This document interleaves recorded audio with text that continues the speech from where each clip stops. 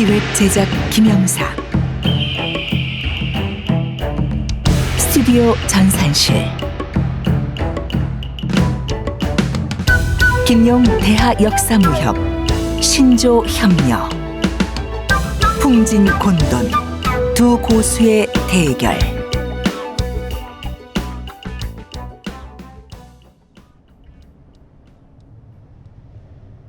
그날 밤 세 사람은 동굴에서 잠을 잤다. 양관은 의부의 기억을 되살리고 싶은 마음에 옛 일을 이것저것 물어보았다. 구양봉은 멍하니 앉아 대답이 없다가 때때로 주먹으로 자기 이마를 때리기도 했다.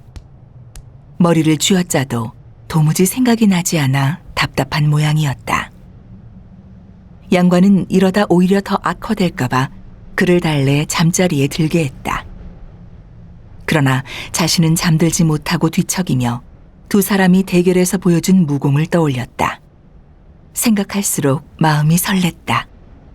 결국 그는 호기심을 이기지 못하고 자리를 박차고 나와 가만히 따라해 보았다. 그 오묘한 이치와 정교함에 탄복하며 밤이 깊도록 연습하다가 견딜 수 없이 피로해질 때 잠이 들었다.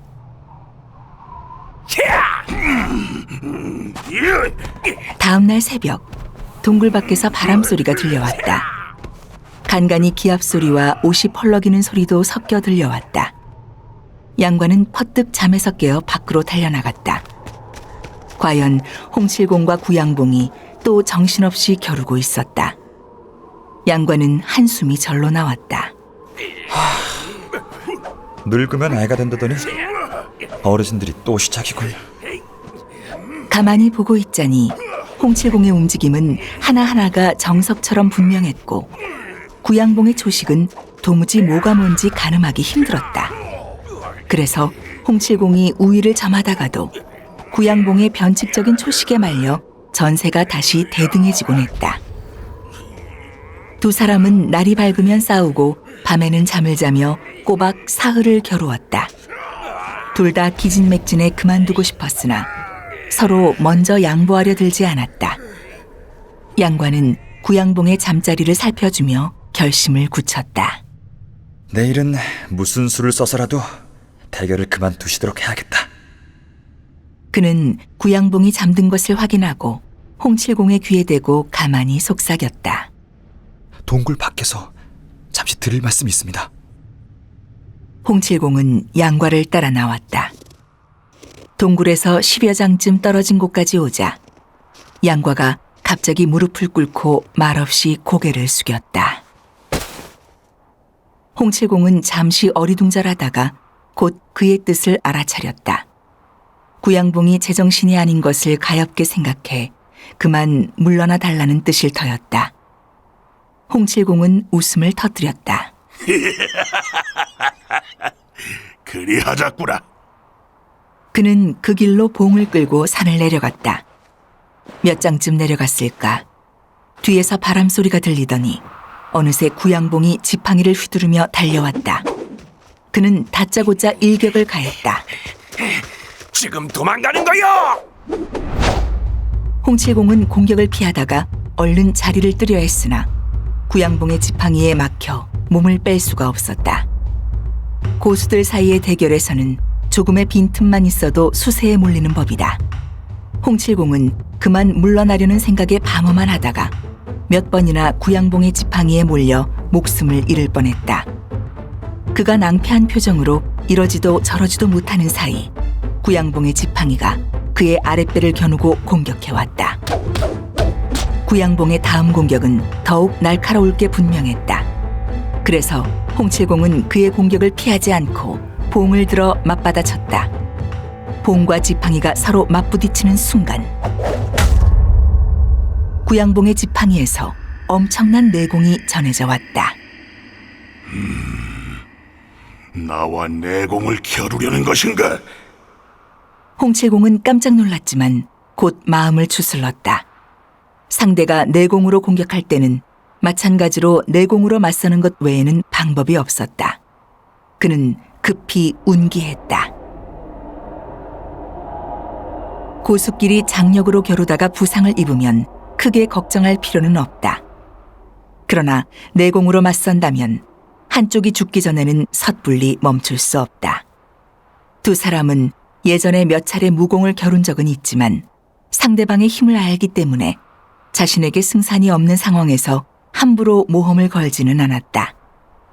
상대를 이길 욕심에 경솔하게 내공으로 맞섰다가는 자칫 목숨이 위험해질 수도 있기 때문이다. 그런데 구양봉이 며칠 사이 승부를 내지 못하자 제정신이 아닌 상태에서 내공을 운행하기 시작한 것이다. 10수년 동안 홍칠공은 서독 구양봉을 뼈에 사무치게 증오했다. 그러나 이제 나이가 들어 불같던 성질도 많이 누그러졌다. 게다가 미치광이처럼 날뛰는 구양봉을 직접 보니 이미 그를 죽이고 싶은 마음도 수그러들었다. 그는 길을 단전에 모으고 방어만 한 채 구양봉의 내공이 점차 사라지기만을 기다렸다. 그런데 뜻밖의 상대의 힘은 마치 장강의 물결처럼 끊임없이 밀려오기만 했다. 게다가 그 기운이 약해지는 기색이 전혀 없을 뿐만 아니라 오히려 점점 더 세졌다. 홍칠공은 스스로 자신의 힘을 믿고 있었다. 수십 년 동안 정진해온 내공이기에 서독을 이기지는 못하더라도 전력을 다해 막으면 지지는 않을 것이라 생각했다. 그런데 구양봉의 힘은 갈수록 강해져만 갔다. 계속 방어만 하고 있다가는 결국 수세에 몰리며 낭패를 당할 것 같았다. 홍칠공은 즉시 운기를 집중해 반격에 나섰다. 내공의 힘이 정면으로 부딪히자 두 사람의 몸이 크게 흔들렸다. 옆에서 보고 있던 양관은 조바심이 나서 어쩔 줄을 몰랐다. 만일 그가 나서 홍칠공의 뒤를 공격하면 의부의 승리를 도울 수 있을 테지만 백발의 홍칠공은 위풍당당하고 자상하며 후덕한 인품을 갖춘 대협이었다. 양관은 그런 홍칠공의 모습에 이미 자신도 모르게 매료되어 있었다. 게다가 그는 자신의 부탁을 받아들이고 승리를 양보하려 했다. 어찌 그런 분을 해할 수 있겠는가? 홍칠공의 머리에서 하얀 김이 모락모락 피어오르기 시작했다. 그것은 점점 빠르게 짙어지더니 마치 찜통에서 뿜어나오는 증기처럼 변했다. 아마도 온 힘을 다해 버티고 있는 모양이었다. 이제 상대의 목숨을 걱정할 상황이 아니었다. 제 목숨이라도 건질 수 있다면 그것이 바로 천행일터였다.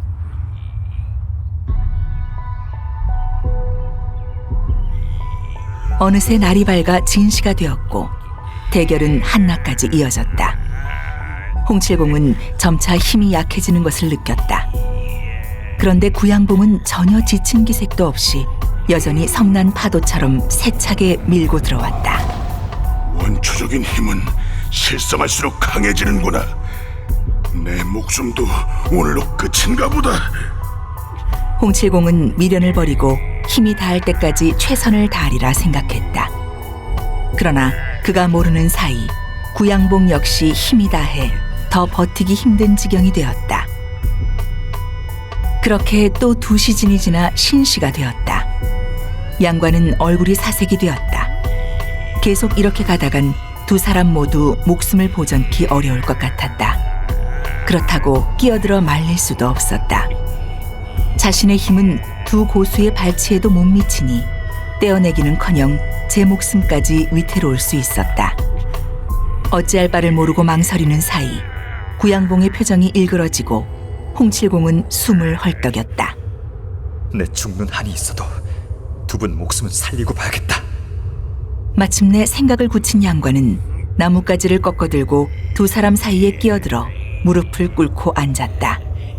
그는 우선 길을 운행하여 제 몸을 보호했다. 그러고는 이를 악물고 나뭇가지를 두 사람의 지팡이와 봉 사이에 끼워 넣었다. 뜻밖에도 나뭇가지는 쉽게 들어갔다. 그 즉시 전류와 같은 기운이 나뭇가지를 통해 전해오는가 싶더니 양과의 내공에 의해 사그라졌다. 양과는 뛸 듯이 기뻤다. 사실 북계와 서독은 당대의 영웅 호걸이었다. 그러나 두 사람은 이미 여러 날 동안 겨루느라 진력이 거의 소진된 상태인지라 양과의 내공에 밀려 동시에 땅바닥에 쓰러졌다. 두 사람은 얼굴이 잿빛이 되어 꼼짝도 하지 않았다. 아버지, 홍 선배님, 괜찮으십니까? 양과가 두 사람을 번갈아 보며 외쳤다. 그들은 숨쉬기도 벅찬 듯 마구 헐떡이며 대답이 없었다. 잔뜩 겁을 먹은 양과는 두 사람을 부축해 동굴로 모시려 했으나 홍칠공은 가만히 고개를 저었다. 그제야 양과는 그들의 내상이 아주 심각하다는 것을 알았다. 그날 밤 양과는 그곳에 잠자리를 만들고 두 사람 사이에서 잠을 잤다. 또 밤에 일어나 겨룰까봐 걱정이 되어서였다. 그러나 두 사람은 이미 길을 운행해 상처를 치료하기도 벅찬 상태였다. 다음 날 일어나 보니 두 사람은 정말 숨이 꺼져가는 듯 전날보다 호흡이 약했다. 양과는 어찌할 바를 모르고 허둥대다 찬말을 캐다가 구워 두 사람에게 먹였다. 사흘째 되는 날, 두 사람은 겨우 생기를 되찾았다. 양과는 그들을 부축해 동굴로 옮기고 각각 양쪽에 눕혔다. 그러고는 자기는 그 중간에 누웠다. 하룻밤을 더 자고서야 두 사람은 일어나 마주보고 앉았다. 당신의 내공은 나와 비슷하니 더 겨룰 것 없겠어. 그러나 무공의 초식으로 겨루면은 당신은 나를 이길 수 없어. 구양봉의 말에 홍칠공이 고개를 저었다. 글쎄 그럴까.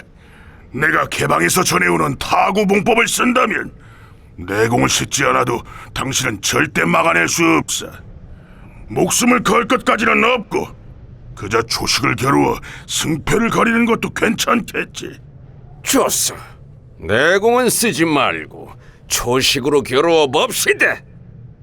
홍칠공은 뭔가 좋은 생각이 난 듯 양과에게 손짓해 가까이 오게 한 후 귓속말로 속삭였다. 내가 개방의 전 방주라는 것을 알고 있느냐?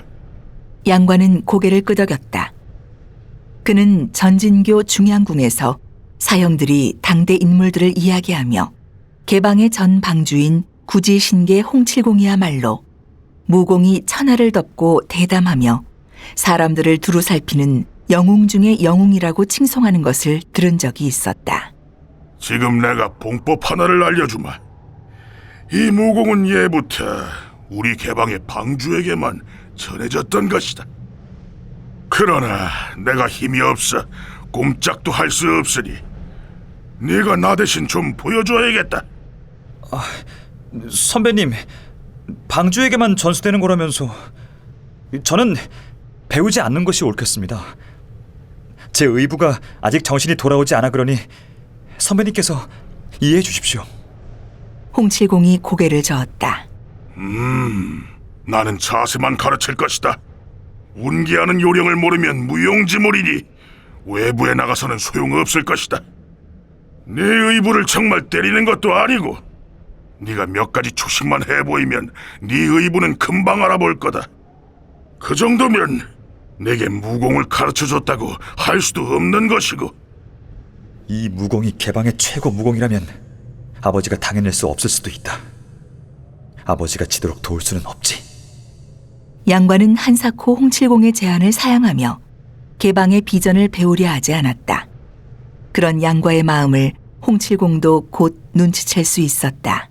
취엄마, 당신 양자도 당신이 내 타구봉법을 당해내지 못할 거라 생각하고 봉법을 배우지 않으려는 것 같소. 홍칠공의 말에 구양봉은 불같이 화를 냈다. 얘야, 내 아직 보여주지 못한 엄청난 무공이 많이 남아있는데 무서울 것이 뭐 있느냐? 어서 배우려무나. 두 사람의 성화에 못 이겨 양과는 어쩔 수 없이 홍칠공이 옆에 섰다. 홍칠공은 그에게 나뭇가지를 꺾고 오도록 했다. 그런 뒤 타구봉법 중봉 탓산견을 세세히 일러주었다. 양과는 이해가 빨라 듣는 즉시 초식을 해보였다. 구양봉이 보니 과연 범상치 않은 봉법으로 그 위력도 대단했다. 그는 당장 응수하지 못하고 한참 동안 곰곰이 생각하다가 대응할 장법 한 가지를 양과에게 가르쳤다. 양과는 그의 말에 따라 막힘없이 초식을 전개했다. 홍칠공이 미소를 지으며 탄성을 올렸다. 좋군. 그렇다면 이번에는 홍칠공이 또 다른 봉법을 알려주었다. 두 사람은 이렇게 또 말로 겨루기를 저녁까지 계속했다. 양과가 지쳐 온몸이 땀투성이가 되어서야 겨우 잠자리에 들었다. 다음 날 새벽 대결이 또 시작되었다. 이렇게 사흘을 겨루고서야 36로 봉법이 모두 펼쳐졌다. 봉법은 비록 36로에 지나지 않았지만 그 안에 담긴 오묘한 이치와 변화는 끝없이 이어졌다. 뒤로 갈수록 구양봉이 고민하는 시간이 길어졌지만 그가 내놓은 초식도 공수를 겸하며 엄청난 위력을 발했다. 홍칠공도 이에 대해 탄복을 금치 못했다. 이제 마지막 초식이 남았다. 홍칠공은 36로 봉법 중 천하무구의 6번째 변초를 알려주었다. 이는 타구봉법의 마지막 변초인 절초였다. 이 초식을 쓰면 사방팔방이 봉으로 뒤덮이고 그 힘이 닿는 곳이면 수십 마리의 사나운 개도 한 번에 때려 죽일 수 있었다. 천하무구라는 이름도 그런 의미를 담고 있었다. 이 봉법의 정교한 움직임은 고강한 무학 중에서도 손꼽히는 것이었다. 구양봉은 대응할 초식을 내놓지 못했다. 그는 죽을 상을 하며 잠자리에 들었으나 밤새도록 뒤척이며 머리를 쥐어뜯었다. 다음 날 아침 양과가 일어나기도 전에 구양봉의 외침이 터져나왔다. 있다! 있어! 얘야! 이 장법을 쓰면은 봉법을 깨트릴 수 있어! 구양봉은 잔뜩 들뜬 목소리로 일각이 아까운 듯 양과를 재촉했다. 양과는 어쩐지 그의 목소리가 이상한 것 같아 뒤를 돌아보다 깜짝 놀라 눈이 휘둥그레졌다. 구양봉은 원래 나이가 많기는 했지만 내공이 심후에 머리가 별로 새지 않았다. 흰머리가 간간히 섞여 있는 정도였는데 하룻밤 사이에 눈썹까지 하얗게 새어 마치 10년은 더 늙어버린 것 같았다. 양과는 그의 모습을 보며 마음이 아파 견딜 수가 없었다. 홍칠공에게 대결을 그만둬달라고 이야기하려는데 구양봉은 빨리 그의 절초를 막으라고 재촉해댔다. 양과는 하는 수 없이 다시 자세를 가다듬고 구양봉 앞에 섰다. 이번 초식은 매우 복잡해 구양봉이 여러 차례 일러준 후에야 알아듣고 초식을 펼쳐 보일 수 있었다. 이 새로운 초식을 본 홍칠공은 얼굴빛이 변하며 연방 감탄을 했다. 구양봉은 고개를 숙였다. 이렇게 오랜 시간을 생각하고서야 초식을 만들었으니 타구봉법이 실로 대단하오. 구양봉은 고함을 내지르며 쌍장을 뻗었다. 홍칠공도 이에 대응했다. 두 사람은 다시 내공을 겨루기 시작했다.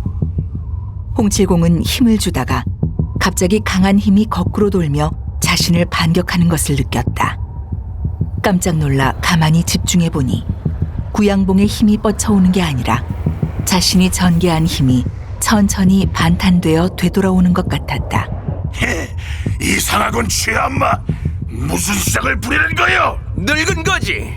스스로 공격을 하다니 날 봐줄 것 없어. 홍칠공은 그제야 알 수 있었다. 두 사람이 쓰는 구음진경의 내공은 정, 역의 차이가 있기는 하나 모두 역경의 물극 필반 이치를 따르고 있었다.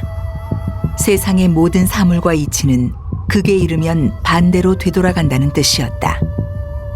음이 극에 이르면 양으로, 양이 극에 이르면 음으로 바뀌는 이치였다.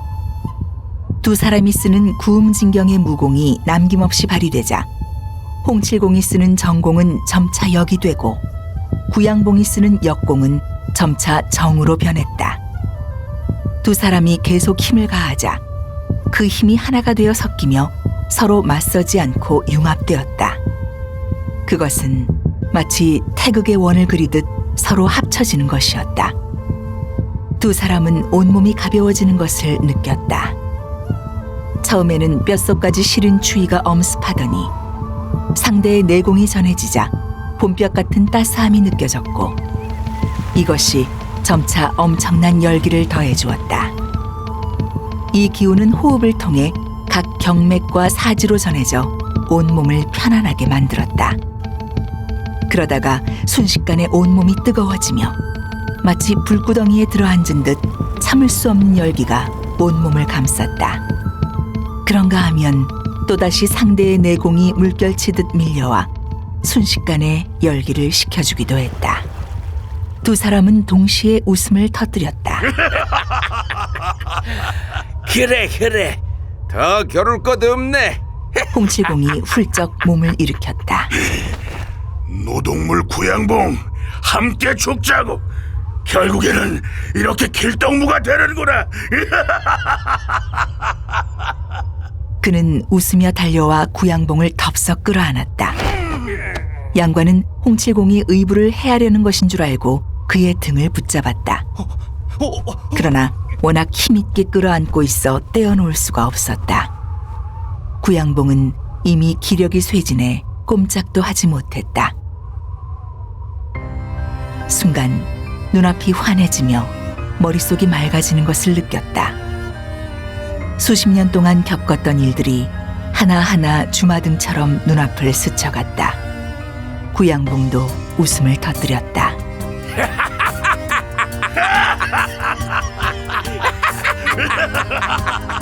두 백발로인은 한 덩어리가 된 채 함께 웃어젖혔다. 한참을 이어지던 웃음소리가 점차 잦아들더니 한순간 뚝 끊겼다. 그러나 두 사람은 여전히 부둥켜 안은 채 미동도 하지 않았다. 양관은 깜짝 놀라 가까이 다가갔다. 아버지! 홍 선배님! 대답이 없었다. 양과가 손을 뻗어 홍칠공의 팔을 당기자 홍칠공이 옆으로 스르르 쓰러졌다. 이미 죽어 있었다. 양과는 너무나 놀라 뒤로 화들짝 넘어졌다가 얼른 구양봉을 살펴보았다. 그 역시 이미 숨이 끊겨 있었다.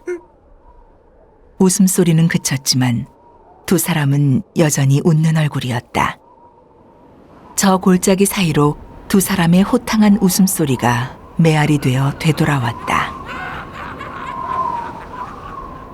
북계와 서독은 수십 년 동안 겨루면서 서로 물러서는 일이 없었다. 그런데 이렇게 화산에서 동시에 목숨을 다할 줄이야. 두 사람은 평생 원한으로 얽혀 있었으나 죽음에 이르러서는 서로 부둥켜 안고 실컷 웃으며 떠나갔다.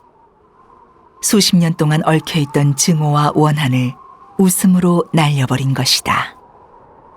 양과는 놀라움과 비통함에 휩싸였다. 두 사람의 죽음이 도무지 실감나지 않았다. 그런데 불현듯 홍칠공이 사흘 밤낮을 가사 상태로 지냈던 일이 생각났다. 혹시 두 분이 죽은 것처럼 있다가 살아나는 것은 아닐까? 이런 생각이 들자 양과는 정신이 번쩍 들어 중얼거렸다. 어쩌면 죽은 채 계시다가 다시 살아날지도 몰라. 두 분처럼 무공이 높으신 분들이 이렇게 돌아가실 리 없어. 어쩌면 지금 또 서로 겨루고 계시는 것일지도 몰라. 누가 더 오래 죽은 척 하는지 말이야. 양과는 두 사람의 시신 옆을 7일 동안 밤낮을 가리지 않고 지켰다. 하루가 지날 때마다 희망도 조금씩 줄어들었다. 마침내 시신의 얼굴색이 점차 변하는 것을 보고서야 두 사람이 정말 죽었다는 걸 알고 목 놓아 울었다.